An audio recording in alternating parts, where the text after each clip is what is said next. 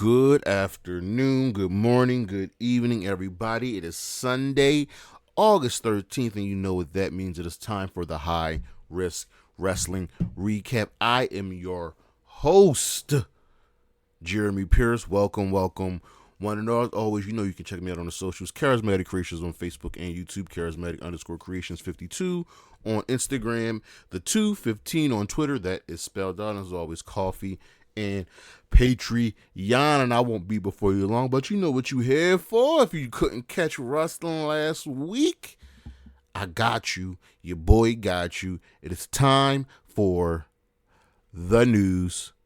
But you know what you got to do. So just go on and hit my music.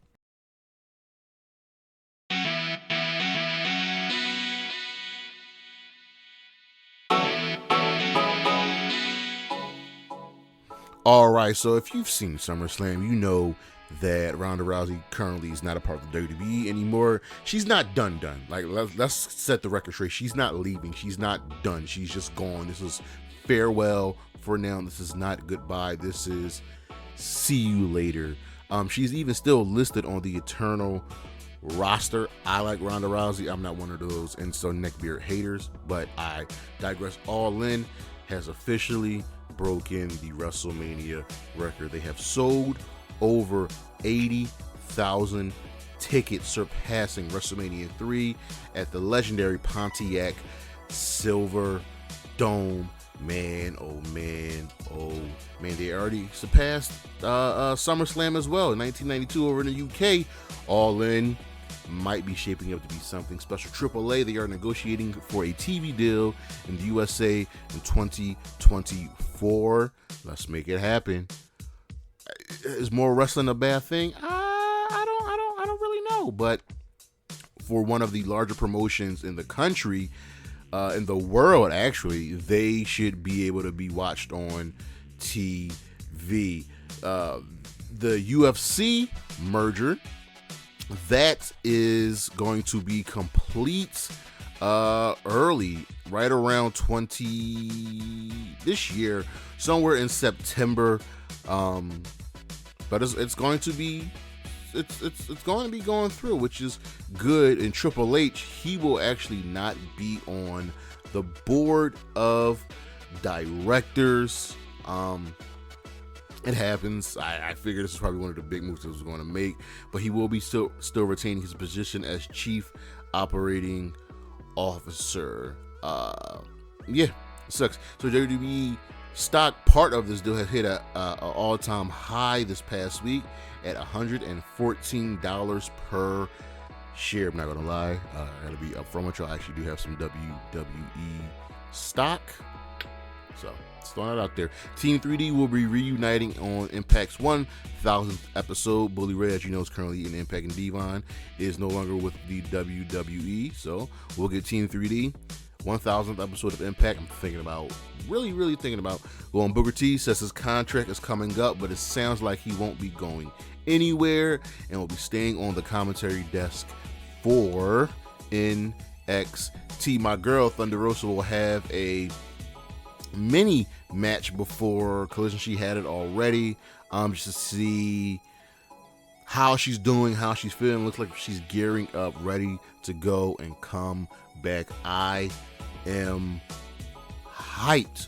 Over on the injury news, WWE covered up for Sami Zayn's injury. Looks like he had something swollen in his bursa sac. It was about the size of a golf ball. That's why he was taken out this week on Raw. But looks like it's not anything major for him to miss any time, which is good. Roman Reigns, he got injured at SummerSlam. It doesn't look like it's anything major. He's not scheduled to be on TV or any pay-per-views for a minute. It looks like it was when he got injured when Jay gave him the Samoan drop off the apron through the table. If it was very, very serious, we would definitely know, but it doesn't look like it is serious. Losing Roman Reigns would probably hurt a lot, but They are able to recover. Logan Paul, it looks like he injured his eye in his match against Ricochet at SummerSlam, and he was able to continue the match. He flew out actually to go see his brother fight as well, so it looks like he's doing okay. And Bray Wyatt is getting closer and closer to getting medically cleared to return, which is good, which is really, really good. It sucks as this push was just going and then he gets sick. Over on the rating side of things, Collision got killed by SummerSlam. They did 417,000 viewers with the .13 in the 18 to 49 demo, but that seems about right. You figure that was kind of going to happen with Collision airing the same day as SummerSlam, and they've just gotta really accept that this is probably going to happen from time to time. Raw this past week did a 1.8 million viewers with the .79 in the 18 to 49 demo. That is up in both areas from the previous week. Over on Dynamite, they did, I got you, 846,000 viewers with the .29 and 18 to 49 demo. That's really, really solid. That's also up from the previous week in the demo, but it kind of stayed flat with the viewership. SmackDown this past week did 2.6 million viewers with the .6 in the 18 to 49 demo. That is up across the board. SmackDown's just going to continuously have high ratings. And Rampage did 377,000 viewers with the .18 in the 18 to 49 demo. I wish they were a little bit higher as we're building towards All In, but that's the news, and we shall be right back with the weekend review.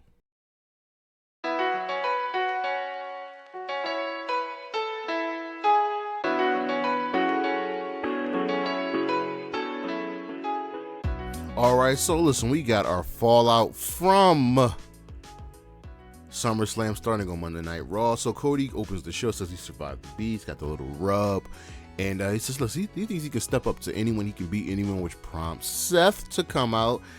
And Seth says, you know what, you say that? Let's put that to the test. The Judgment Day, sans Finn arrive, and they brag about just everything they've been doing. Finn attacks from behind, and Sammy comes up to even the odds.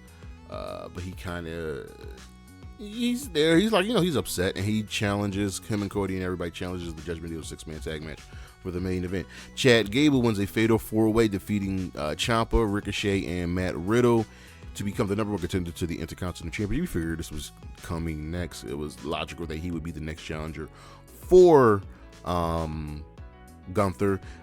Gable celebrated with his son because they were in Minneapolis, Minnesota, where Gable is from. Later in the evening, Ludwig tries to come on to Maxine, and Otis ain't having any of it.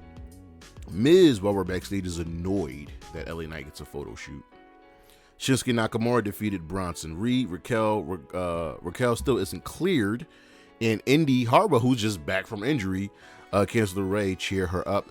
Zoe Stark interrupts Becky Lynch's in-ring talking promo, whatever, and they have some words. Zoe says Becky's jealous. Becky's like, what? Shayna takes umbrage with both of them, and Adam Pearce sets up a match between Shayna and Zoe. Shayna looked like she got her ass beat at SummerSlam. She had a black eye, her arm was kind of wrapped up, but we're working with a face Shayna Baszler right now, which is weird, to say the least. JD McDonough is with Finn, and Damien wants to talk to Finn by himself. Finn is like, nah, I've known JD for 20 years, so anything you can say to me, you can say to him. And Rhea tries to keep the peace, and JD's like, yo, the briefcase is getting in between all of this. Y'all should figure this out. Later in the night, he beats up Sami Zayn, so Sami can't participate in the match. Ludwig defeated Otis, and Chad Gable stopped the beatdown from happening, but Otis is great. Miz and LA Knight had a really, really good promo segment. Guys, go and watch this. I figured this was the next inevitable step in LA Knight's growth. He and Miz really had a good promo battle, so you guys should check it out. The New Day returned to defeat the Viking Raiders, and all the mental Viking Raiders had done. New Day did have a really fun interview backstage with Jackie Redmond. Raquel and then Candice and Indy attacked Rhea before the main event, which was crazy, but I'm liking this. Rhea and the Judgment Day have no friends. The faces win the main event. It was a solid match, but after the match, Shinsuke blasted Seth with a Kinshasa. Woo! We are not done with this, and we'll see what's going on with Shinsuke. Over on Dynamite, we're building up to All In, so the JSA start the show, and pretty much they all walk out on Jericho, tell him that he's selfish, and he keeps trying to make excuses, but it's not happening. Don Collins apologizes to Jericho and tells him that he'll make his decision next week. The Young Bucks defeated the Hardys in a fine match. They've had better matches, but the Hardys are old, guys. The Bucks then call out FTR, who show up. We get FTR Young Bucks 3 at All In. Adam Cole and MJF we have this segment where they're at a trampoline park, and Cole MJF is like thrashing these kids with a dodgeball. The Blackpool Combat Club brags about taking out Pac and the Best Friends. Jack Perry retained the FTW Championship, defeating RVD. This was a solid, fun match. RVD hit all of his usual spots. Adam Cole goes MJF into a Ring of Honor Tag Team title match at All In the pre-show on 0 Hour. And MJF almost didn't accept, but Cole worked his magic. Roddy comes out and he's pissed. He's jealous. He's like, why would you want to win the tag team titles, especially the Ring of Honor tag team titles, with MJF and not me, your actual best friend? MJF runs him down, but the Kingdom come out. They have Roddy's back. Cole is pissed and shoves MJF, who is fidgeting with his ring as MJF is getting yelled at by Adam Cole. Crowd asks him to hug it out. Adam Cole apologizes. MJF tells him to go check on his boy. We're getting there. The BCC defeated the Blackpool Combat. The BCC defeated the Lucha Brothers. The Mogul Embassy bragged about their attack from last week, which was just completely heinous. And Sting returned, so we're going to get a tag team match at All In. It'll be Sting and Darby Allin versus Swerve and AR Fox in a coffin match. Sheeta in the main event. Back-to-back weeks, AEW's had the women main event. I am shocked. She retained the Women's Championship against Anna Jay to advance in this random tournament that's happening. Over on Impact, Rich Swann and Sami Callihan defeated ABC as the Good Hands got involved. The Coven and the Death Dolls are added to the tag team title match. The Knockouts tag team title match at Emergence. Dango defeated Gujar, and he's confronted by Jake Something, who decks him. Khan and Diener will take care of Eric Young, so this is not even finished with all of them. Jody Threat defeated Alicia Edwards, and Cass accidentally hit Alicia with a kendo stick. Kushida defeated Mike Bailey. We had a sit-down interview with Crazy Steve talking about his history and, his friends leaving from the Menagerie to Abyss and so on and so forth. Joe Hendry, Yuya Moore decided to team up to go after the tag team titles. And in the main event, Moose, Bully Ray, and Brian Myers defeated Black Taurus and Laredo Kid and Sumare Del Rey.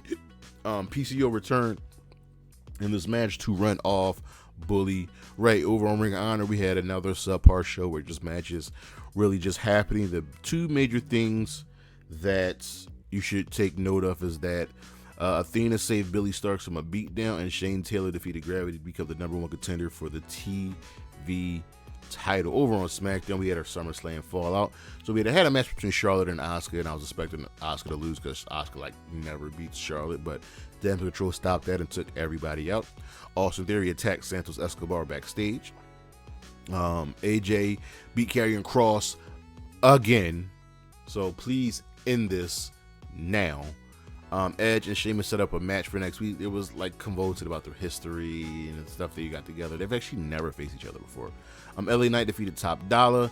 Lashley and the Street Profits are planning for bigger and better things. Austin Theory attacked Santos Escobar again before the title match. So Adam Pearce has Rey Mysterio take his place, and Rey Mysterio subsequently defeats Austin Theory to win the United States Championship. And in the main event segment, Roman's out. Jimmy comes out. Roman's like, what you want? I got you. You want a boat? You want a house, a car, whatever. I got it. Jimmy's like, I didn't do this for you. I did this for Jay. Not everything's about you. Roman, Jay comes on. He wants to know why. And Jimmy's like, listen, I didn't want you to become like him, Roman. All that power goes to here. And you know what? I can believe that. Jay snaps. He super kicks Roman. He super kicks Solo. Roman gives him Superman punch. He goes for a spear. Jay counters that into his own spear. He tells Jimmy to come back, and he super kicks the shit out of Jimmy. That man is dead, might still be on the ground. And then he just quits. He quits the Bloodline. He quits SmackDown. He quit the WWE. So here's a new wrinkle in everything. Now I kind of want the Fatal 4-Way for the championship.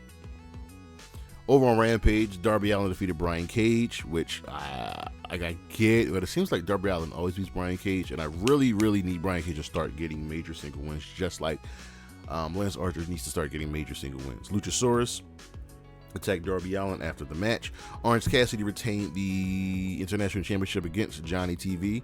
Wheeler Yuta was on commentary, and he challenges Orange Cassidy for the International Championship on this upcoming Dynamite, which is now Fight for the Fallen, to raise money for the wildfires in Maui, Hawaii. Aussie Open won a squash match, and they cut a promo Adam Cole MJF. This was good. And in the main event, the main event again. What? Saraya defeated Sky Blue to advance to the finals in the women's tournament at All In. It's the only thing that's a little weird here is in this tournament, there's no Willow Nightingale. And you can't lose that momentum with Willow. So Tony Storm already has a bye. It was Saraya versus Sky Blue, Sheeta versus Anna Jay, and in this coming week on Dynamite, we'll get Britt Baker versus the Bunny. So you can kind of figure out how this was going to go. Over on Collision, Ricky Starks is that dude. I don't know if you know this. He is that dude. He got a damn good promo.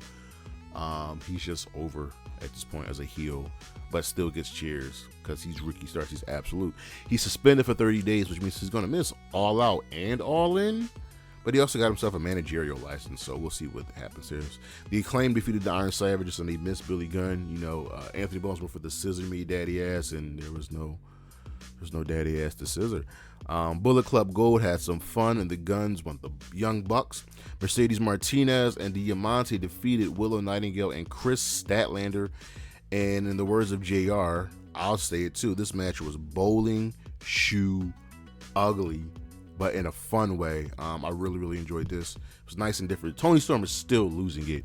She's still losing her mind. She's getting really, really funny at this point. Joe won a squash match, and he says so answers Punk's silence with violence. I have no idea why I have that violence capitalized on my screen. Christian runs down Greensboro, feels disrespected by Darby. Arn Anderson comes out and brings out Brock Anderson, his son. We got an impromptu TNT title match with Luchasaurus wins.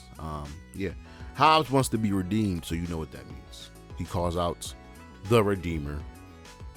Miro comes out and QTV jumps him. He tries to fight back, but it doesn't work, and Hobbs lays him out with a spine buster. So we're going to get some big meaty men slapping man meat at All In. The House of Black of the main event defeated CM Punk and FTR to retain the Trios Championships. But the crazy thing of note was at the end, Joe choked out Punk off camera, which allowed the House of Black to win. This was good. Our matches of the week from Raw: Chad Gable versus Ricochet versus Matt Riddle versus Tomasso Ciampa to become the number one contender for the Intercontinental Championship. But I'm just happy for Gable, man. Like, I need this dude to start really getting the spotlight that he's earned.